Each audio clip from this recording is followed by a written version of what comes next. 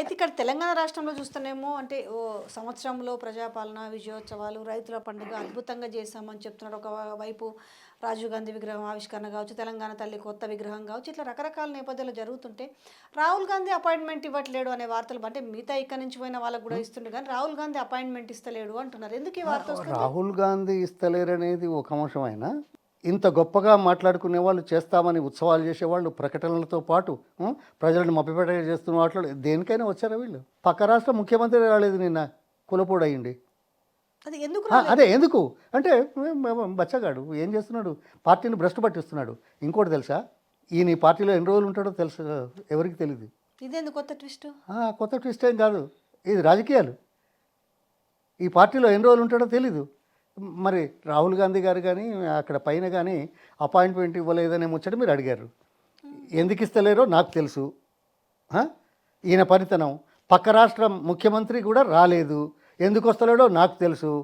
ఈయన పార్టీని భ్రష్టు పెట్టించి బయటికి వెళ్ళిపోదామనే ఎత్తుగడలో ఉన్నట్టుగా నాకు అనిపిస్తుంది. చరిత్ర సాక్ష్యం చెప్తుందో ఏమో, నేను ఊహాగానాల మీద మాట్లాడద్దు. నువ్వు ఎక్కడి నుంచి వచ్చావు, ఏం చేసావు, నీ అనుభవం ఎంత, నీ వయసు ఎంత, ఎవరి గురించి మాట్లాడతాడా అన్నీ? ఏం మాట్లాడాడు? ఎవరు? కేసీఆర్ గురించి. కేసీఆర్ గురించి నీకు ఏమైనా తెలుసా?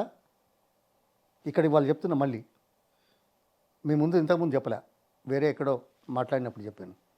ఈ దేశంలో అత్యధిక పర్యాయాలు వరుసగా గెలిచిన వ్యక్తి దేశంలో స్వాతంత్రం వచ్చిన దగ్గర నుంచి.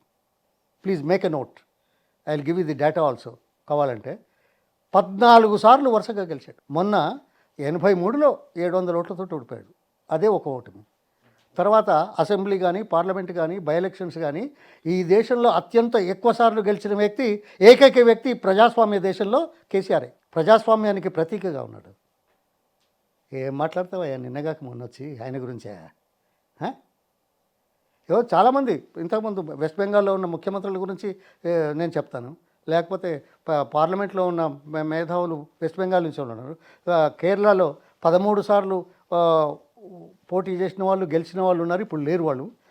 రెండోది 11 సార్లు గెలిచి ముఖ్యమంత్రికి అయినా పాపం ఈ సంవత్సరం అయింది పోయి కేరళ. ఏ వ్యక్తి కూడా ఇన్నిసార్లు రాలేదు, ఎందుకంటే ఈ ఛాలెంజ్ది గవర్నమెంట్స్ డిసిషన్స్.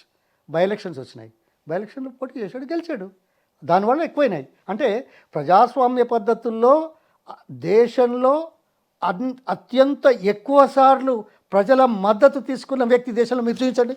ఆయన అవమానపరిచేది, ఆయన అవమానపరిస్తే ప్రజాస్వామ్యాన్ని అవమానపరిచినట్టు కదా.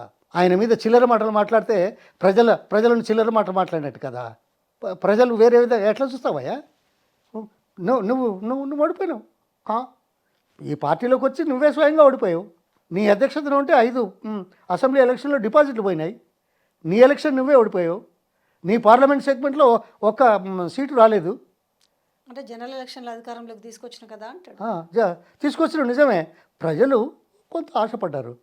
నీ ముఖం కాదు, అది రాజకీయ పార్టీలు నడుస్తాయి ఇది.